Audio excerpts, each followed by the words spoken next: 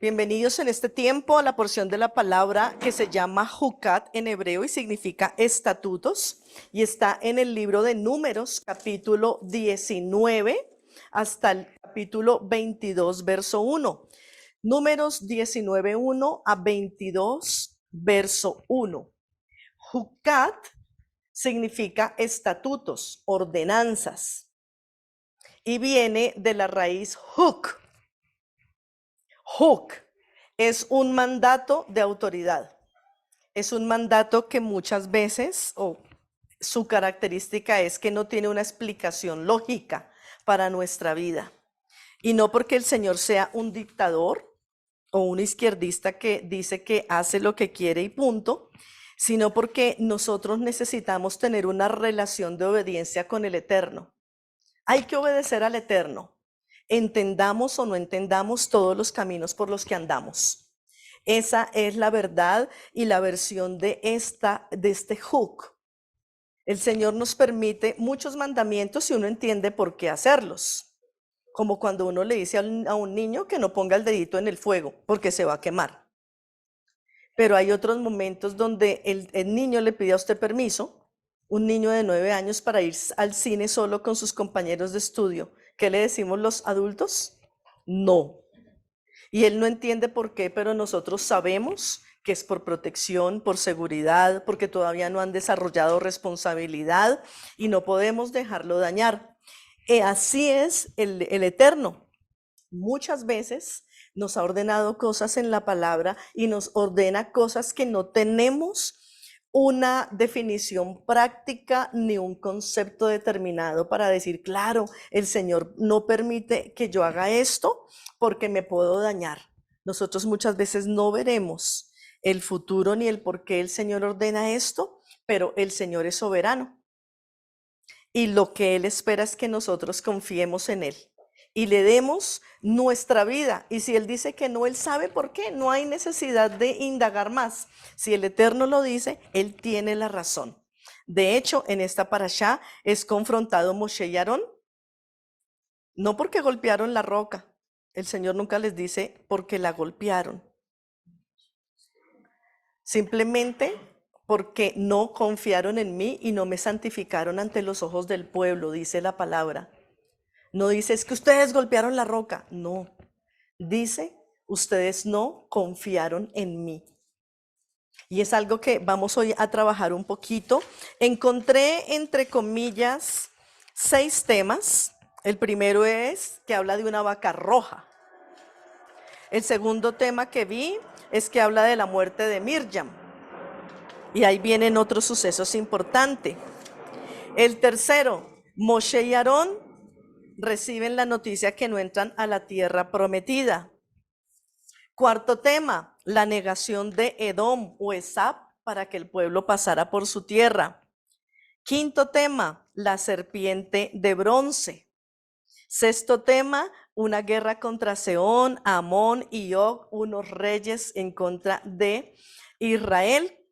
Y habría un tema, pero es que es un tema muy silencioso, y es la muerte de Aarón y la escogencia de un sumo sacerdote. Entonces son 7 temas que veo yo en esta parashá que podríamos trabajar. Y el día de hoy vamos a trabajar estos temas, todos estos 7 temas, y que el Señor hable a cada uno, y que el Señor le dé la porción a cada uno de lo que pueda necesitar. Y vamos a empezar a trabajar en orden por la vaca roja. La vaca alazana, dice otras Biblias. Y encontré algunos datos interesantes. La palabra dice de esta vaca roja que tiene que ser perfecta. ¿Qué implica que sea perfecta? Que su pezuña esté perfecta, su cara esté bien, su dentadura, que no tenga un pelo de otro color, sino todo rojo, que su piel no esté dañada, que no haya sido montada, que no tenga ningún yugo, ninguna marca, ninguna cicatriz. Una vaca perfecta en su ubre, una vaca perfecta en todo, absolutamente en todo. Y que cuando se encuentre esta vaca, se sacrifique. Y todo, absolutamente todo lo de esa vaca, se consuma en el fuego y que tenga esas cenizas. Pero aparte de tener esa vaca, hay otras cosas que se deben quemar y deben tener cenizas revueltas con esa vaca. Se trata de madera de cedro, hisopo y escarlata. Las cenizas de la vaca completa, madera de cedro, hisopo y escarlata. Todas esas cenizas están juntas y cuando se necesite para purificar, tocaba dejar agua en esas cenizas y de esa agua permitir que se purificara. Pero había una condición especial para la purificación. Las personas o los utensilios que habían tenido contacto con muertos. No es para purificar otras cosas. Para purificación por lepra o zarat, purificación de prendas de vestir, purificación de casas por esa zarat, purificación por flujos, tanto seminales o de la mujer, no. Las cenizas en agua eran únicamente para purificar por contacto con muertos. Y aquí vamos a aprender muchísimas cosas de esta parashá. De esta parashá Jucat respecto a eso, porque uno a veces deja pasar muy rápidamente las cosas y no se da cuenta de algunos detalles interesantes. Entonces, estamos viendo sobre la vaca. Aquí en esta imagen que estamos proyectando se ve a un judío. Él tiene que ser un sacerdote que está revisando con lupa la vaca. Su piel que no tenga, si tiene un pelo ya está descartada. No puede ser la vaca roja, porque vaca roja no tiene pelo blanco. Vaca roja no tiene pelo negro. Vaca roja tiene pelo rojo. Total. ¿Cuántas vacas han habido desde la historia de Israel hasta aquí? 9. Están buscando la 10ª. Hay cantidad de ganado que están examinando y siempre ha salido una manchita, 2 pelitos y ya han tenido que descartar. Cuando aparece esa vaca, siempre ha aparecido un Mesías, una persona importante en la tierra de Israel que ha traído libertad o cosas sobre el pueblo. La 10ª, la de la justicia, se está esperando en este momento. Cuando aparezca, ay, ay, ay. Ahí tenemos mucho que pensar de esa vaca. El cedro.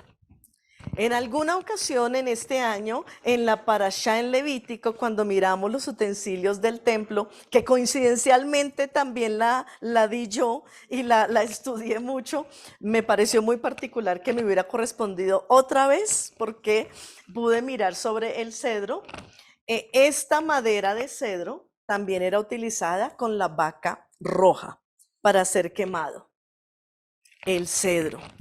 A veces es bueno mirar las imágenes porque uno no conoce todo y si ya después alguien escucha esta grabación, por favor mire por Google las imágenes para que usted también pueda saber qué estamos viendo. El hisopo. El hisopo rápidamente cuando se ve un sembrado de hisopo son unas ramitas muy dulces, muy tiernas, son ramitas como pequeñas plantitas de chamicitos que crecen y su flor es morada. Uno la puede confundir con la lavanda, pero la lavanda es como una espiga, en cambio el hisopo sí tiene florecitas pequeñitas. Y miren ese color tan interesante. Es un color, un morado sacerdotal. Y el carmesí es ese rojo muy precioso, que el carmesí se saca de un insecto que se llama cochinilla. Entonces los que estamos aquí en Sudamérica podemos acordarnos a los que les decimos marranitos, que son como esas cucarachitas o cositas pequeñitas, grises, que aparecen en la humedad y que no hacen nada. Uno las levanta y tienen un pocorón de paticas, pero no hacen nada, no son venenosas, no pican absolutamente nada y ayudan a limpiar la humedad. Por eso están siempre en lugares húmedos. Ellas están ayudando. Pues la cochinilla es de esa familia. No es gris, es roja. La cochinilla no se ha vuelto a ver. Pero de ese insecto sacan el carmesí, de esa cochinilla. Sacan ese color tan profundo y tan poderoso de la cochinilla.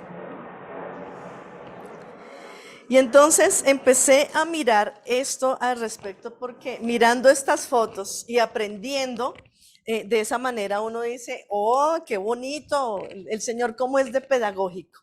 Porque la palabra dice, escoge una vaca perfecta. Y uno dice, ¿por qué una vaca? ¿Por qué no un cordero? ¿Por qué no otra cosa? Y el Señor tiene una razón por qué. Y puede que esta sea una enseñanza que nos abra los ojos, pero no puedo sostenerla bíblicamente, porque este es un una ordenanza que no tiene una explicación lógica a nuestros ojos. Pero empecé a buscar sobre la vaca. Hay un libro que se escribió hace algún tiempo que se llama, ¿cuál? La culpa es de la vaca.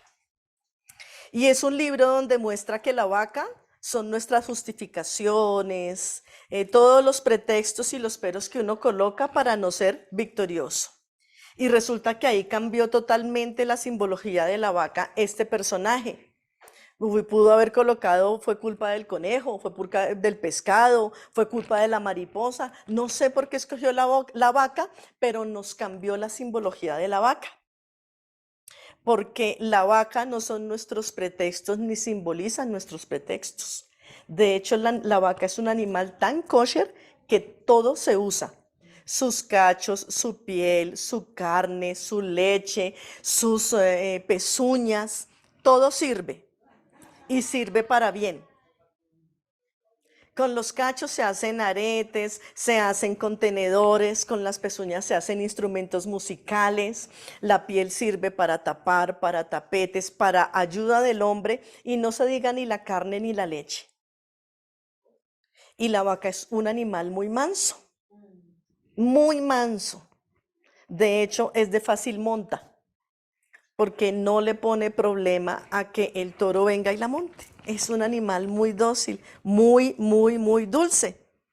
Y esta parashá me trajo cosas bonitas, porque hace un año algo, alguien me vio en una visión con llena de vacas alrededor. Y yo decía, ay padre, ¿por qué no dio ovejas? Y he estado buscando todo el tiempo, ¿por qué las vacas? Y en esta parashá empecé a entender muchas cosas. Coincidencialmente, si no hubiera tenido que enseñarla, no ahondo todo esto. Y cuando empecé a ahondar, me acordé, yo dije, ay Señor bendito, ¿qué significa una vaca para el pueblo judío? Significa abundancia, abundancia. Y entonces las vacas gordas y las vacas flacas de José. Significa armonía, porque en las casas o en las familias donde había vacas no había pelea, porque había provisión para toda la casa. De leche, de carne, habían terneros. Y como la vaca se reproduce fácilmente, entonces podía haber provisión del papá para dejar a sus hijos varios terneros. Entonces había armonía, no se peleaban. La vaca traía felicidad en el hogar, porque tienen buena provisión. Porque la vaca no es un animal que sea muy difícil de tener o sostener. Y entonces me acordaba yo del violinista en el tejado. Cuando Tsevi tiene esas vacas y las está guardando ya rápido para Shabbat, para que descansen las vacas y él ve sus dos vaquitas y gracias a esas dos vacas él podía sostener su familia, él podía tener provisión para su casa. Y aun cuando la vaca estuviera cojeando, él la revisaba y decía, ay, bueno Señor, tengo esta provisión para mi casa. ¿Qué más significa una vaca? Significa generosidad. Miren, no sabía todo esto de lo que puede significar para una familia judía una vaca. Generosidad. Porque la vaca se deja ordeñar y ella comparte la leche de su ternero para la leche con nosotros. Bondad, generosidad. Y la vaca también tiene mucho concepto de maternidad. La vaca dura casi un año embarazada, totalmente, todo un año, a veces para un solo ternero. Muy parecido a la mujer, que dura casi un año embarazada. Y así como la vaca pega a su ternero, a su ubre, así la mujer le da pecho a su bebé. Y el ternero está cerca de ella y cuidada por una vaca o cuidado. Entonces, la vaca tiene mucho, mucho de origen de vida, porque permite pasar mucho tiempo para prepararse. Encontré esto de lo que significa una vaca para una familia judía. Y entonces me empecé a regocijar que me hayan visto rodeada de vacas. Porque ahí hay mucha bendición y muchos secretos y mucha cosa de hogar, de bendición, de bondad, de dar. Y me empecé a entender muchas cosas y me sentí muy, muy, muy feliz por esto. Esto encontré de la vaca. Encontré del cedro, ya lo habíamos dicho que es un árbol muy alto y que representa en la Torá, representa crecimiento. Nosotros somos como cedros en el Líbano, dice el Salmo 92, el Salmo del Shabbat. Como cedros en el Líbano. El cedro representa crecimiento. El hisopo son unas ramas pequeñas en manojo que se utilizan para purificar y para limpiar. Como son ramitas en manojitos, era lo que utilizaban todos los sacerdotes y todo para estar limpiando y purificando. Escobillas pequeñas que puede usar uno fácilmente. Y esa escarlata, como las cochinillas rojas, no son tan fáciles de hallar. Cuando las encontraban, las machacaban y salía esa tinta tan poderosa, es una tinta que no se borra. Y tiene muchísimo precio.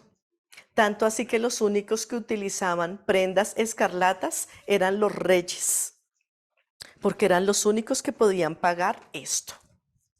Entonces encontré algo maravilloso, y es que Yeshua tipifica esta vaca roja. Y uno siempre lo había escuchado, pero vamos a mirar por qué. La vaca roja, que significa todo esto: abundancia, armonía, felicidad en el hogar, generosidad, ese dar a luz, ese tener un origen de la vida, eso es Yeshua para el hogar que lo encuentra ahí.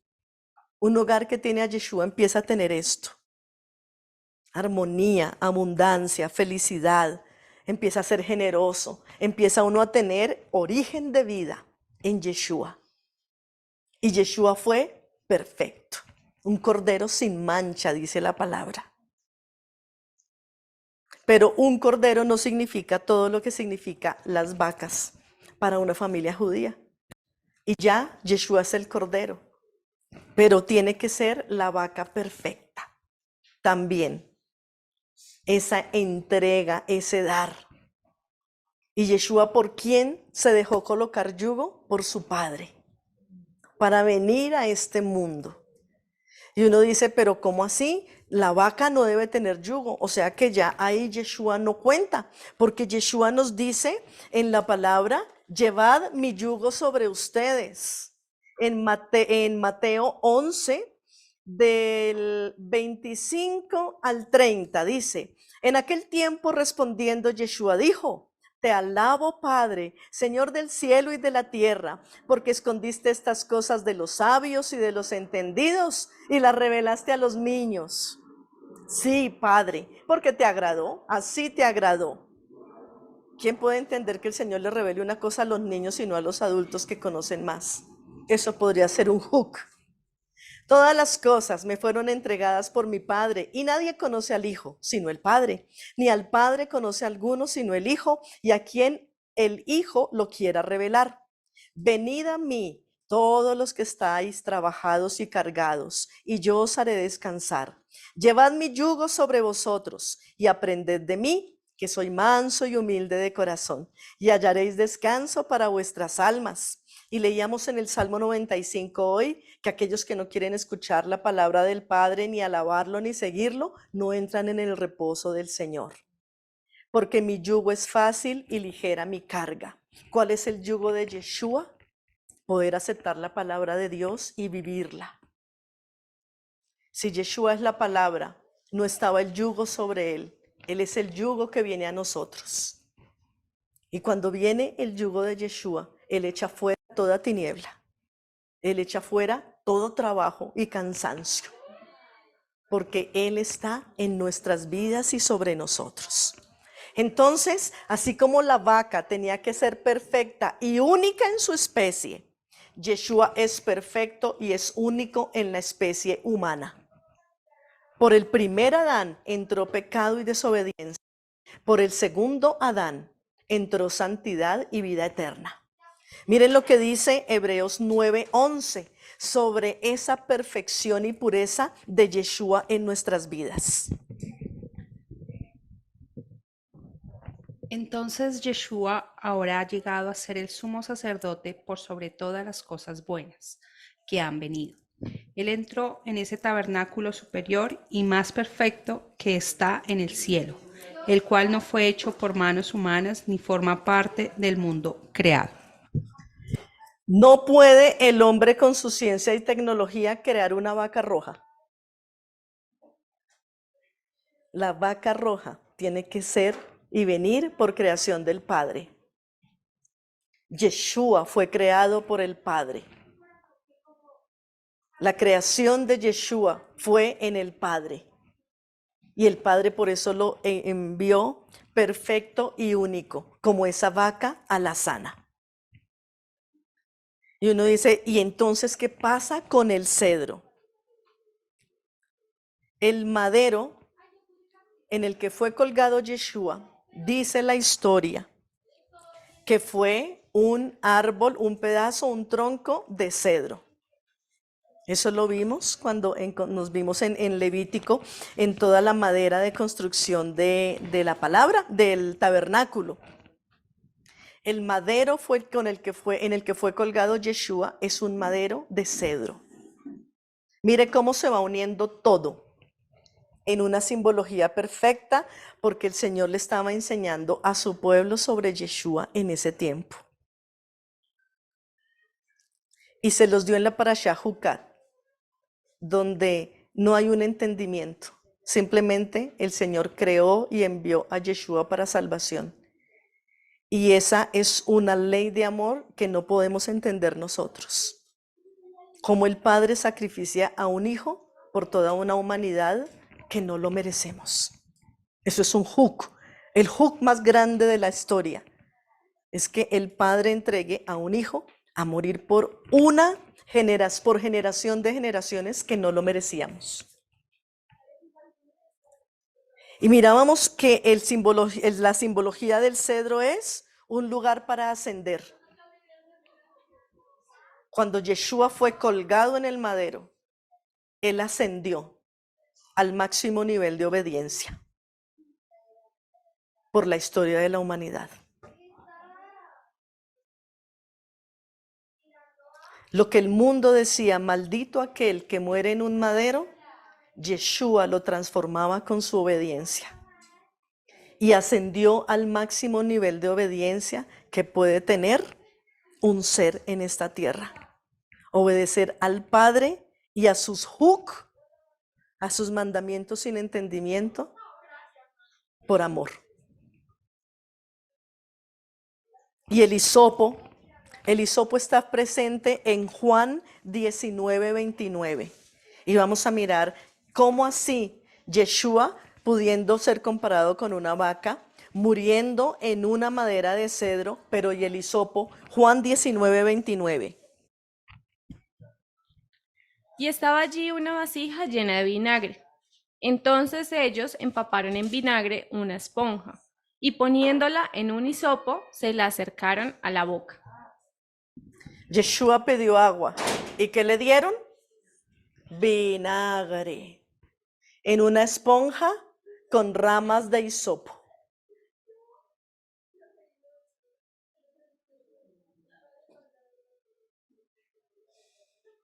¿Quién puede entrar en el tabernáculo? El limpio de manos y puro de corazón, el que no ha permitido que su boca se manche. Y el hisopo limpiaba los labios. ¿Qué tocaron los labios de Yeshua? Hisopo.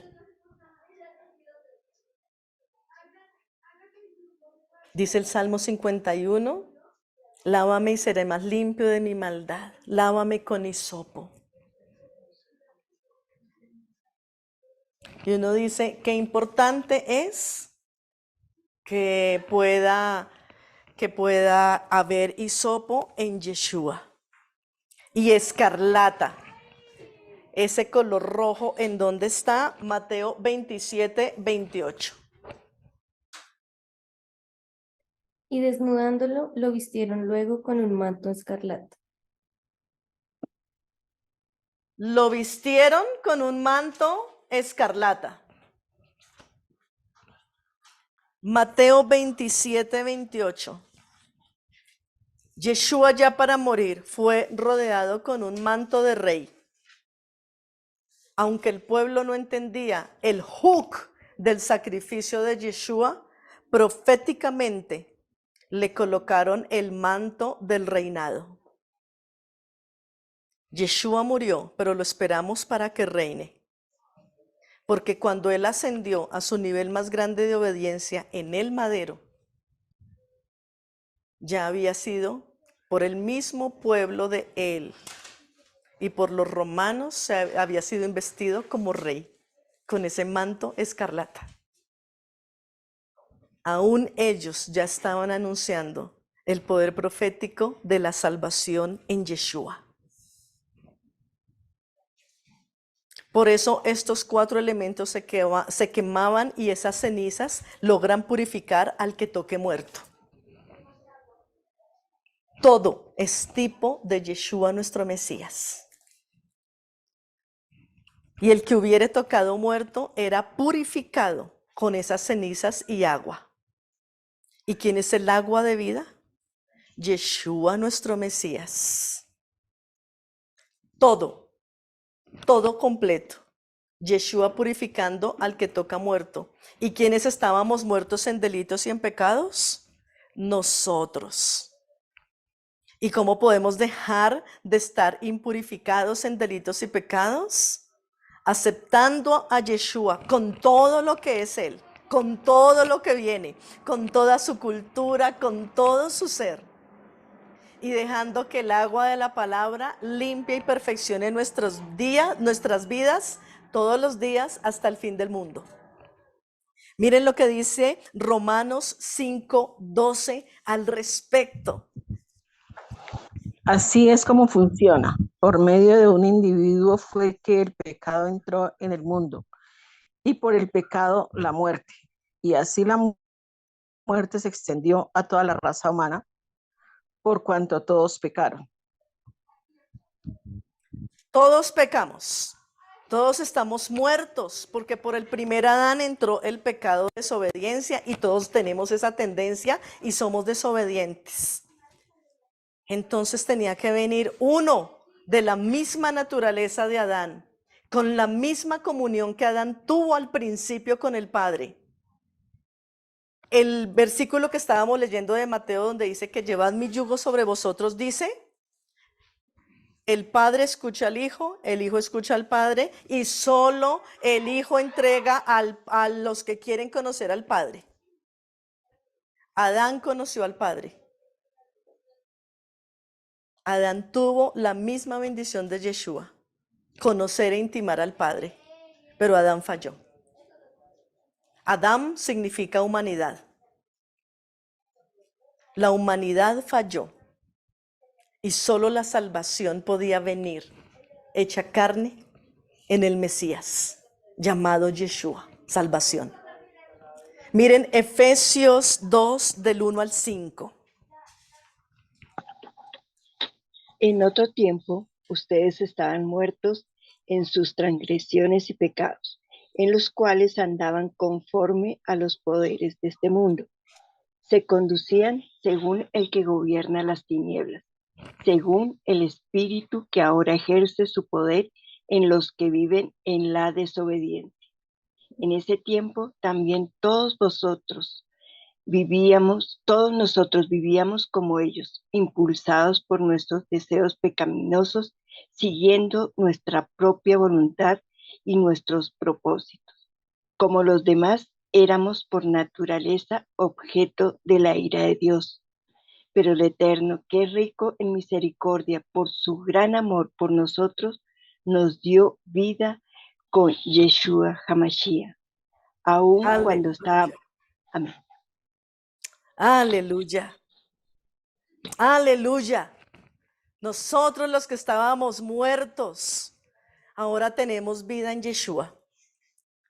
Si alguno en este momento tiene angustia por su salvación o no siente seguridad, este es el momento perfecto para que lo que hemos visto a través de la palabra, usted en este momento le diga al Señor: Padre, si yo de verdad no he nacido de nuevo, si no había reconocido esto, si sigo muerto en mis delitos y mis pecados, ahora mismo entrego mi vieja naturaleza.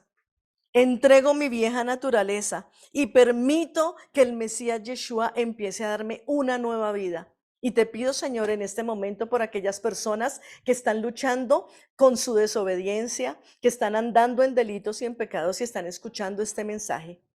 En el nombre de Yeshua, Padre, que ellos puedan entregar su vida al que obedeció y creció en obediencia, en el madero, a Yeshua nuestro Mesías, y que tú cambies su vida, que el que esté en el Mesías sea nueva criatura y esa vieja naturaleza de pecado pase de muerte a vida en el nombre de Yeshua nuestro Mesías.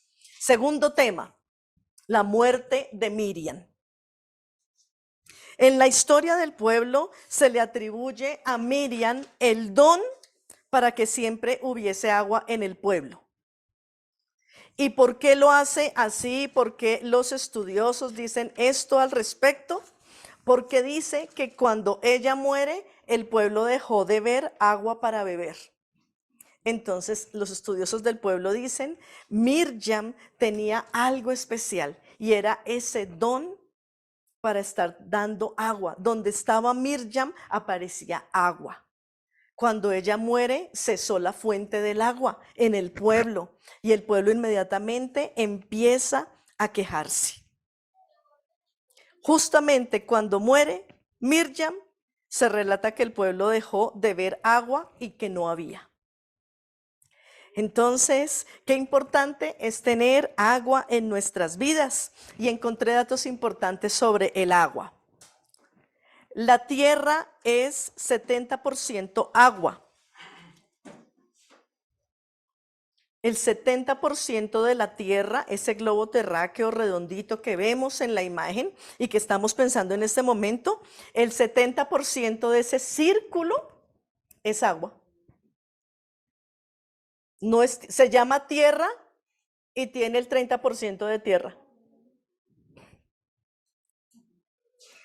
Definitivamente el Señor llama lo que no es como si fuera. El 70% agua y el 30% tierra. Y en nosotros pasa lo mismo. Nuestro peso corporal del 50 al 70% es agua. Eso es lo que sucede en nuestros cuerpos.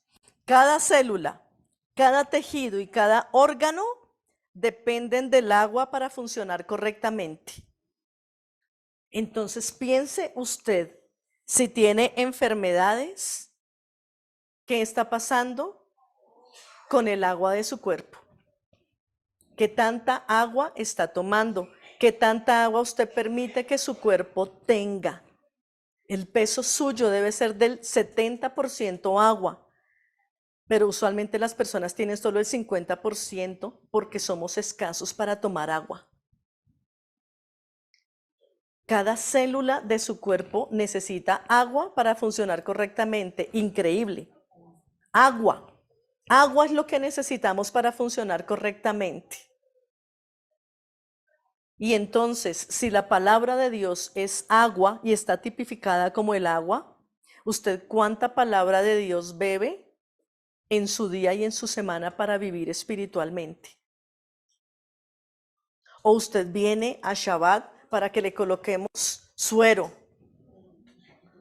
y poderlo hidratar para que vaya a pelear una semana. El día de Shabbat debería ser para nosotros concluir de toda el agua que hemos tomado en la semana. Pero usualmente el día de Shabbat es el único día que nos abrevamos, que venimos a tomar agua, porque el resto de semana estamos muy ocupados. Necesitamos el agua de la palabra, porque nuestro espíritu, si no bebe del agua del espíritu, no va a tener cómo mantenerse y sostenerse. Haga de su hábito de vida tomar agua de la palabra de Dios, para que de su interior corran ríos de agua de vida. Ay, es que si tomo tanta agua, voy mucho al baño. Gracias a Dios, porque a través de lo que está saliendo, el cuerpo se está llevando impurezas, está llevando grasa, lo que le sobra. Tome agua, que va mucho al baño, dele gracias a Dios cada vez que va, porque ahí están saliendo impurezas que usted no necesita. Usted sufre de calor, usted sufre de frío, tome agua. Porque cuando usted va al baño, la orina es un protector para la temperatura de su cuerpo.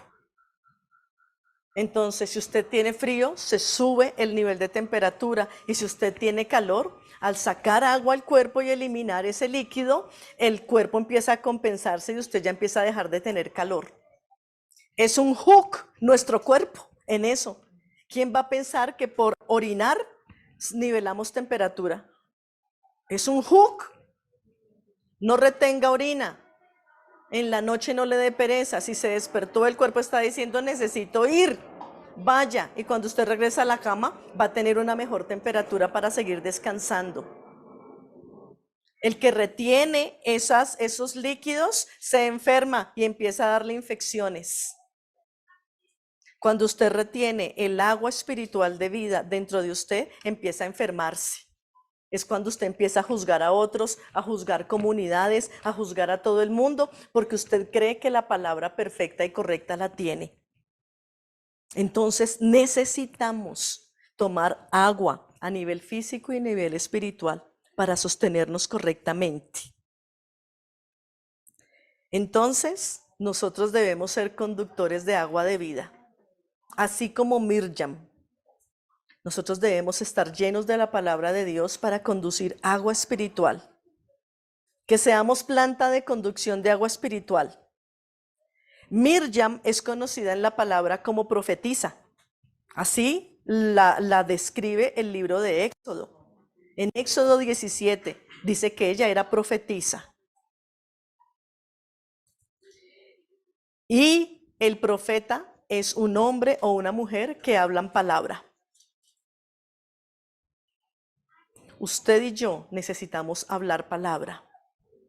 Porque si Mirjam, cuando muere, el pueblo dejó de ver palabra, ¿qué suceda en usted eso? Que cuando usted no esté, la gente le extraña por la palabra de vida, porque ve que cambia el ambiente. Cuando hay agua hay vida y salud y bendición. Entonces miren lo importante de poder ser conductores de agua y de ser llenos de la palabra de Dios. Vamos a mirar qué dijo Moshe y Aarón al recibir la orden del Señor para que puedan volver a tener agua. Aquí está el enlace. Los 3 hermanos. Muere la hermana y el pueblo deja de beber agua. Entonces Moshe y Aarón inmediatamente van a consultar al Eterno. El pueblo se estaba quejando horrible, otra vez.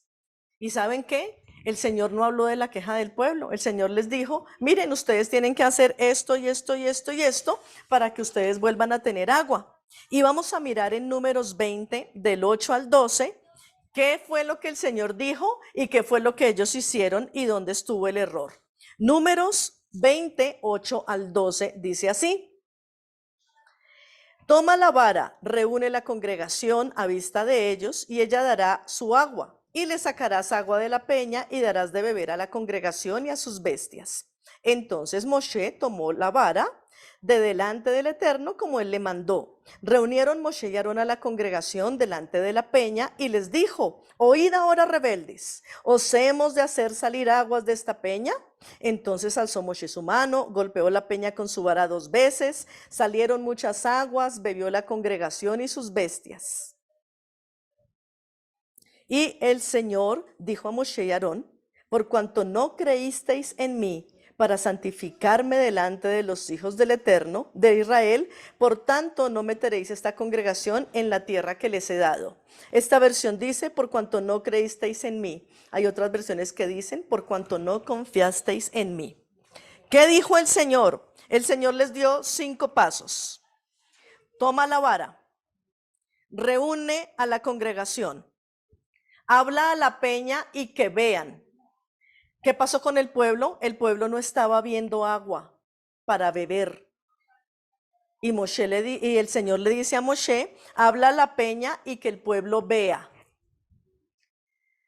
Le sacarás agua de la peña y darás de beber a la congregación y a sus bestias. 5 cosas tenían que hacer. Efectivamente, Aarón y Moshe hicieron 5 cosas. Tomaron la vara, muy bien. Reunieron a la comunidad, muy bien. Y en las 3 últimas fallaron. Ellos, la orden era: habla a la peña y que vean. Ellos hablaron al pueblo y golpearon la peña 2 veces. El Señor dijo: les sacarás agua de la peña. ¿Y qué pasó? Salieron muchas aguas. Y lo último: darás de beber a la comunidad y a sus bestias, y la comunidad bebió y sus bestias. Cuando los líderes miran al pueblo y no a Dios, se empieza uno a equivocar.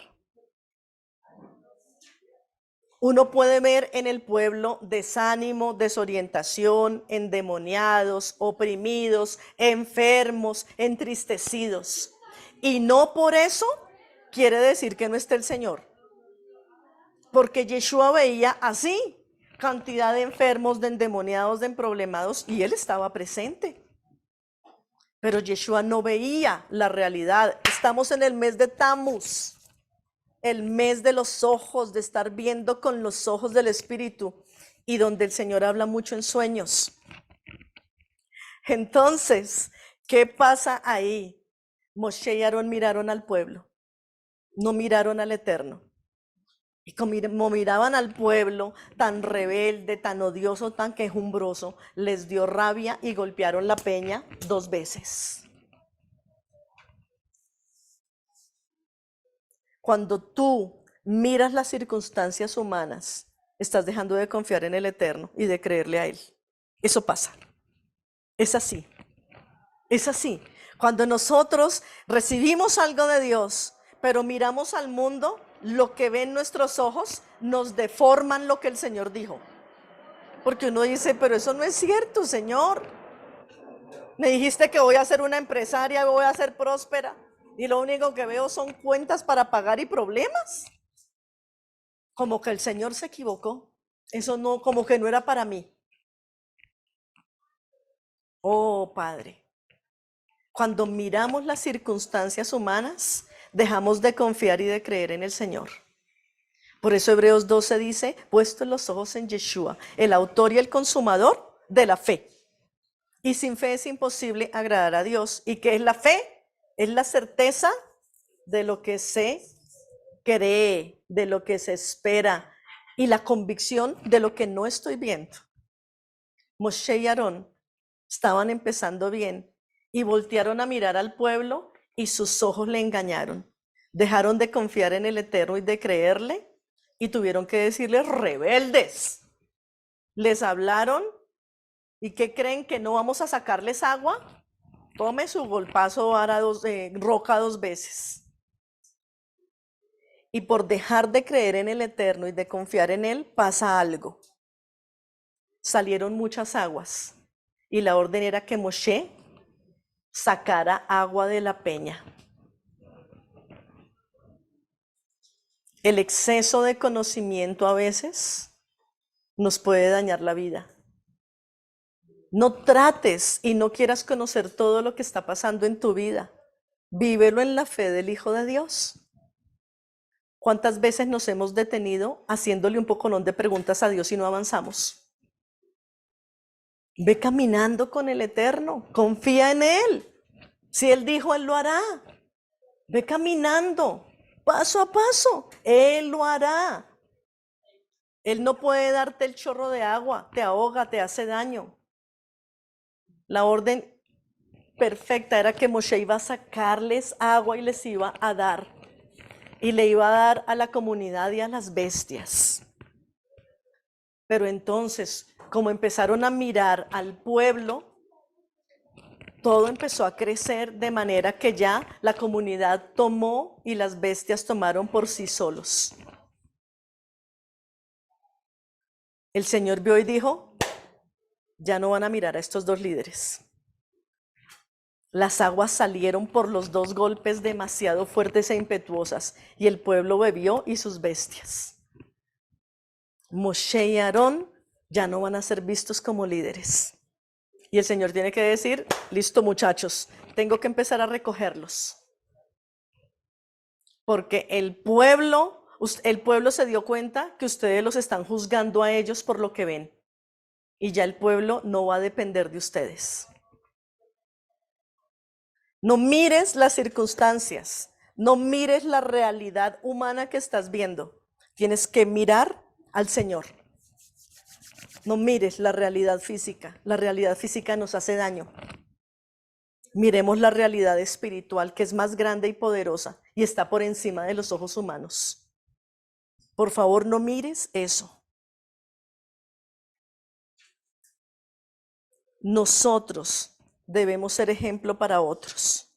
El Señor espera y cree. ¿Saben qué? El Señor creía que Moshe y Aarón les podían dar agua al pueblo, como lo había hecho Mirjam la profetisa. Pero ellos miraron al pueblo y fallaron. Fallaron. ¿Cuándo falló la profetisa? Cuando miró a la mujer cusita de Moshe. Y el pueblo tuvo que esperarla 7 días a que la niña se sanara de su lengua. No mires las circunstancias físicas. Esas son mentiras. La tierra se llama tierra y es 70% agua. Debería llamarse agua. Mayoría gana. No, en el Eterno no es así. Él llama lo que no es como si fuera. Ay, Padre de la gloria.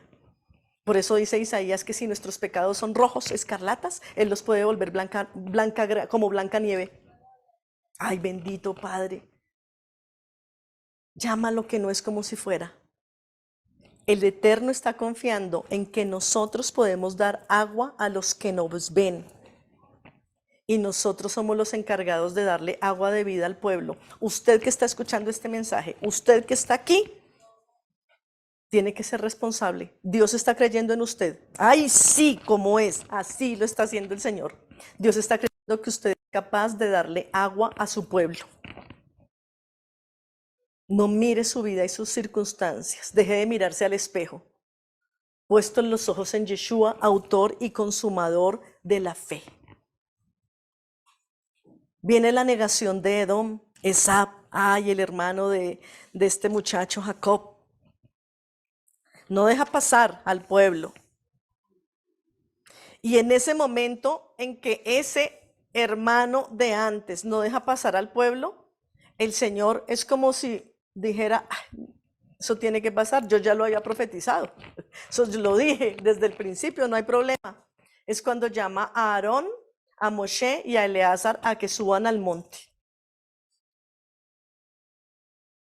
¿Y saben entonces qué pasa?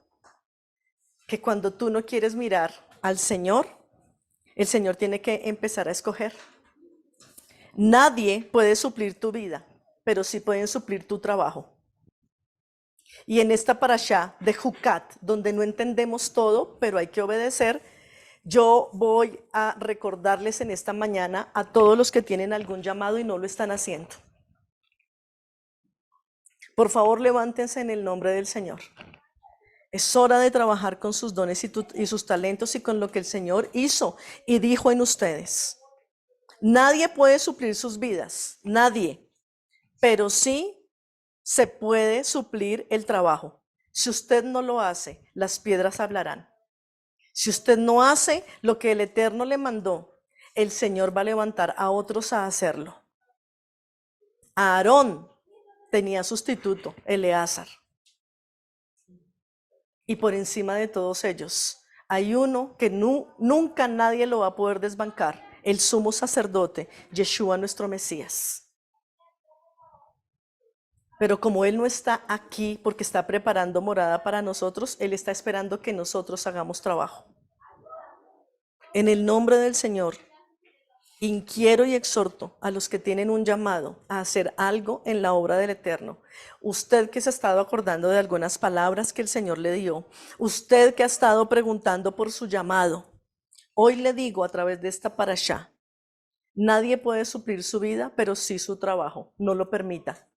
Levántese en el nombre del Señor y haga lo que debe hacer. Isaías 6, del 8 al 13. Entonces oí la voz del Señor que decía, ¿a quién enviaré? ¿Quién irá por nosotros?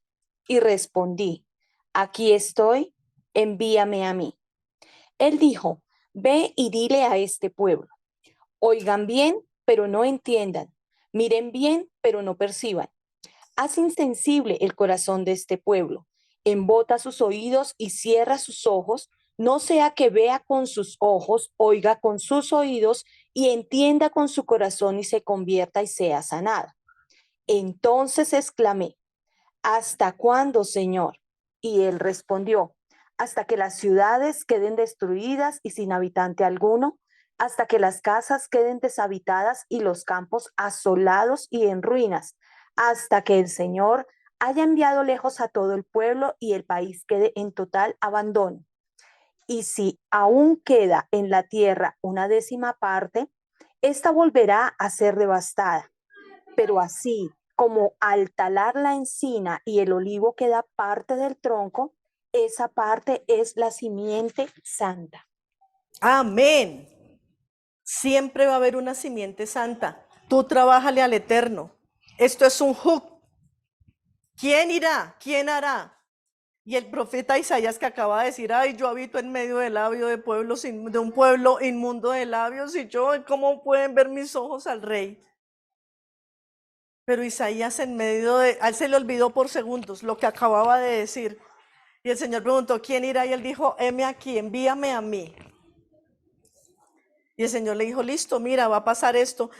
Isaías le dice, bueno, ¿quién puede trabajar? Y él dice, yo. Y él dice, bueno, cuando trabajes voy a hacer que nadie escuche, ¿para qué lo hace trabajar? Obedece al Señor. Es un hook.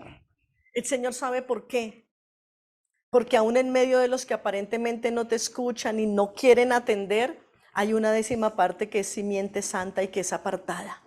Tú dedícate a hacer tu trabajo, que el Señor hará el resto. Tú no puedes mirar resultados en esta tierra porque nuestros ojos son engañosos. Siembra y trabaja. ¿Cuántos de nosotros en nuestra generación hemos dicho, heme aquí, envíame a mí? Envíame que dispuesto estoy. ¿Cuántas veces cantamos esa canción? Heme aquí, yo iré, Señor. Heme aquí, yo iré, Señor. Envíame a mí, que dispuesto estoy. Llevaré tu gloria a las naciones. ¿Y qué pasó con lo que cantó? ¿Se perdió? No me diga eso. ¿Qué pasó con lo que cantó? ¿Se le ha olvidado volver a cantar?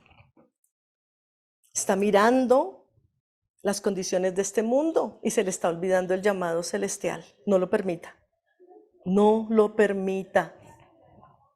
Está mirando las circunstancias humanas, lo que ve sus ojos, y se le está olvidando llevar la gloria a las naciones.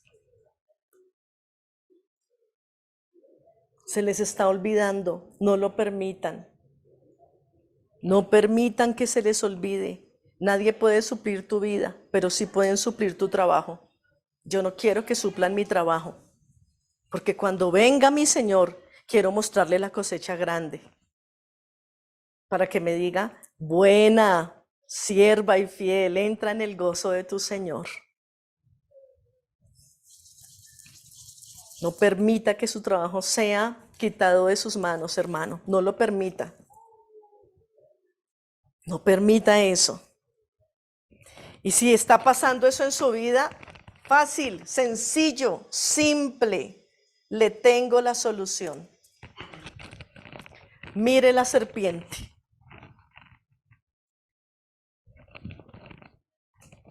Mire la serpiente.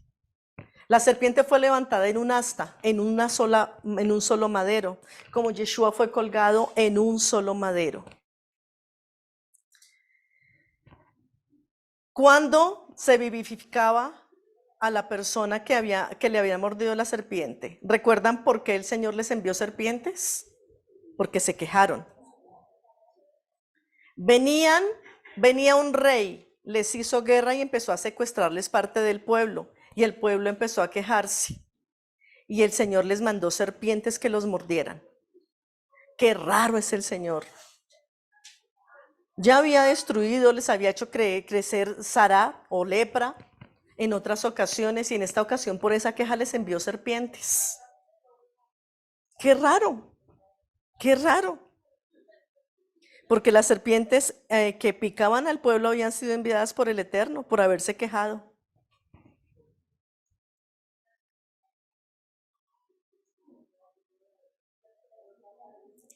Y el Eterno permitió que Java o Eva encontrara una serpiente en un árbol codiciable y que la serpiente le hablara.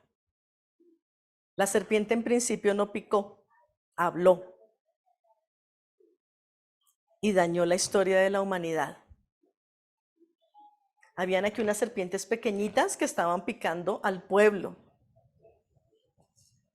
Y el pueblo se asustó y le preguntó a Moshe, y Moshe le preguntó al Señor, y el Señor le dijo: hazte una serpiente, colócala en un asta y levántala. Levántala, como el cedro, levántala. Y quien mire a la serpiente, vivirá. Cuando tú miras a Yeshua en el madero, tú vives. Por eso en la imagen de Yeshua coloco aquí aquel pasaje donde el Señor le dice: madre, he ahí tu hijo, hijo, he ahí tu madre. Él desde el madero está dando órdenes de vida para su familia. ¡Qué buen hijo! Está dando las últimas cosas a sus discípulos. Y aun cuando se les dio ese mandato, ninguno pereció. Se entristecieron porque Yeshua murió, pero no perecieron. Estuvieron firmes y atentos. Mashiach y Nahash, así se dice culebra en hebreo, serpiente. Nahash es N-A-J-A-S-H.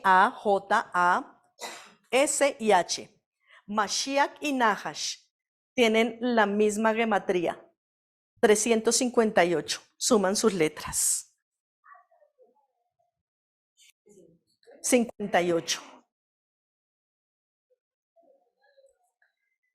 Y si redujéramos a su mínima expresión el número de 358, aparece Dios. 3 y 5, 8, más 8, 16. 6 y 1, 7. El Padre siempre está detrás de lo aparentemente malo y aparentemente bueno.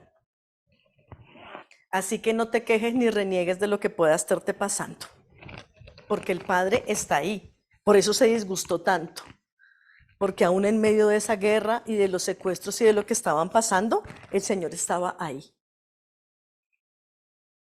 Pero entonces a la serpiente humana envió la perfecta. ¿Por qué serpiente de bronce cuando el bronce indica la obra humana? Porque solo Yeshua en la humanidad podría darnos vida a los pecados de nuestra muerte. Nosotros que estábamos muertos en delitos y pecados, miramos al que vive levantado en el madero por obediencia y recibimos vida. Solo la humanidad de Yeshua, solo el mostrar humanamente que sí se podía, nos hizo libres. Si Dios hace todas las cosas desde arriba, ¿no sería? como correcto. Pero si Yeshua vino en carne y pudo, nosotros podemos. La serpiente de bronce. La serpiente de bronce nos demostró que en la humanidad sí se puede vivir en santidad, que en este mundo podemos andar mirando al Padre. Yeshua se la pasó mirando al Padre. A Yeshua en varias ciudades lo sacaron. En Gadara, por liberar a un endemoniado, le dijeron que fuera. Ay, Padre de la gloria. Nosotros nos hubiéramos enojado. Ay, Señor, ya no más, como Jonás. Pero Yeshua no estaba mirando al pueblo, estaba mirando al Padre y sabía que si él llegaba a elevarse en la obediencia del madero, nos iba a conquistar a nosotros generaciones de generaciones después. Y aquí hubo algo importante. La serpiente mordía. Y encontré dos datos interesantes. La palabra dice que Yeshua dice, hollaréis serpientes y escorpiones y nada os dañará. ¿Y qué quiere decir esto? El veneno del escorpión es frío. Frío, frío. El veneno del escorpión es frío y el veneno de la serpiente es caliente.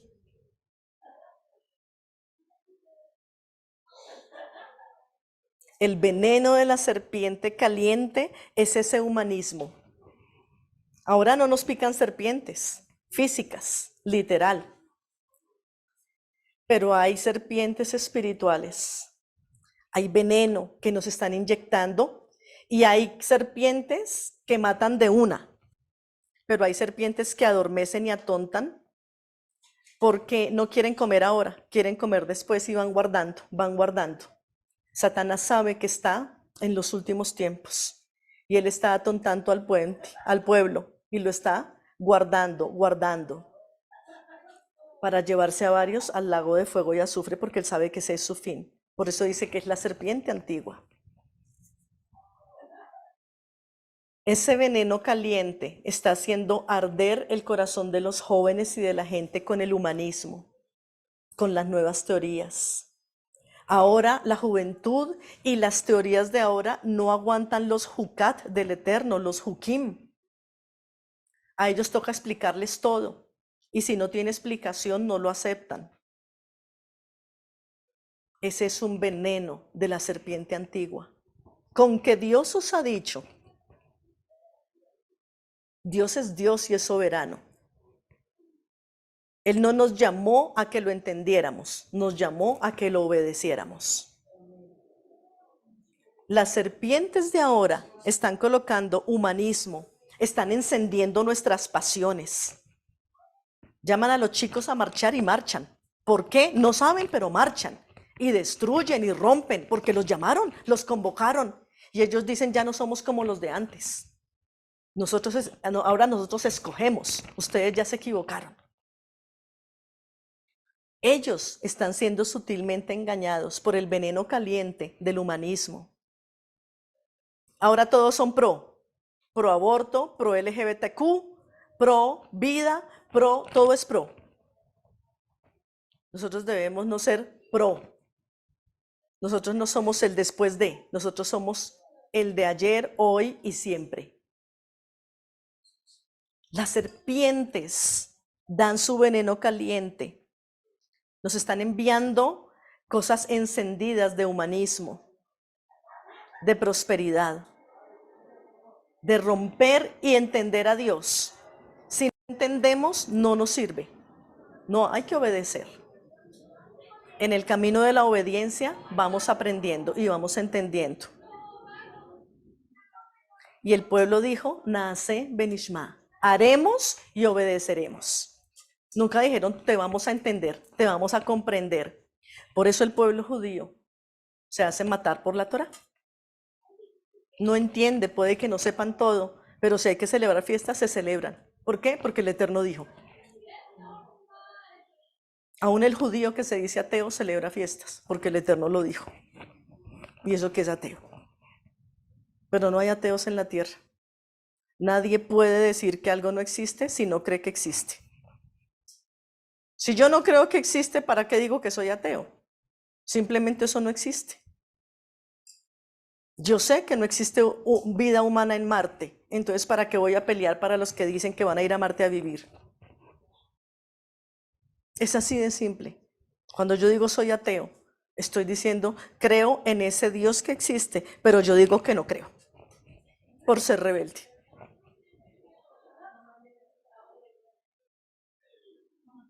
Estos muchachos y la gente que se está dejando permear por las ideas, ahora todo es muy lógico.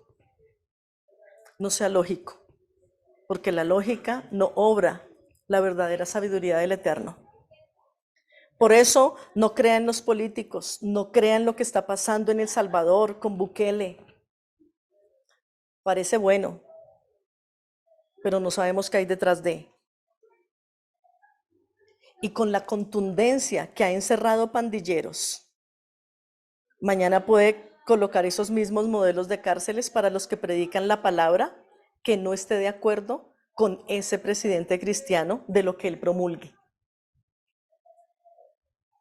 Lo que hoy parece bueno, mañana puede tornarse diferente para nosotros. No crea por lo que sus ojos ven.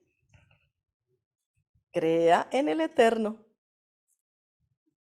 Porque la palabra dice que aún en los últimos tiempos hay muchos escogidos que serán engañados por mirar por sus ojos y no mirar por los ojos del Espíritu. El bronce habla del esfuerzo humano de Yeshua para obedecer. Y encontré en la concordancia Strong algo muy interesante sobre Nahash o serpiente. Pronóstico y susurro. Dios no es pronóstico y Dios no susurra. El Señor habla y dice. El susurro y el pronóstico es de la serpiente. Por eso no crea las realidades de su vida hoy, porque es un pronóstico. No pronostique su vida, crea en el Eterno y deje que Él le maneje y le gobierne. Y por último, esta parashá habla de la guerra contra Sehón, Amón y Og, reyes de Basán, reyes con idolatría y brujería. ¿Y saben Israel con qué batalló? Con cánticos. Dice Crónicas, no es vuestra la guerra, sino de Dios. Alaben y el Señor hace. Alaben y el Señor decreta. Y luego de que alabaron, el Señor permitió que esos reyes vinieran a atacarles físicamente. Y un pueblo en el desierto que venía de la esclavitud sacó fuerzas del Eterno y derrotó a esos reyes después de que lo buscaron. Usted no crea su realidad, usted crea lo que el Señor dice. Y mientras eso pasa, hermano, cante y alabe. No tenemos otra. Cante y alabe. Nuestras fuerzas y nuestras armas no son carnales, sino poderosas en Dios para la destrucción de fortalezas y para llevar cautivo todo pensamiento a la obediencia del Mashiach, el que se levantó en obediencia en ese madero. Así que usted tiene que empezar a caminar por lo que el Señor dice, puestos los ojos en Yeshua. No crea al pronóstico ni al susurro. No, de 5 personas que les da cáncer de X, 4 se mueren. Bueno, eso dice la ciencia. Nosotros vivimos viendo sanidades, milagros, señales y prodigios. Y a los que creen en Yeshua haremos esas cosas y mayores. Eso es lo que tenemos que creer. Usted hoy despójese del manto de la duda, de la aflicción y de la pena y empiece a enseñorearse con la palabra del Eterno y colocando sus ojos en Yeshua nuestro Mesías, el autor y el consumador de la fe.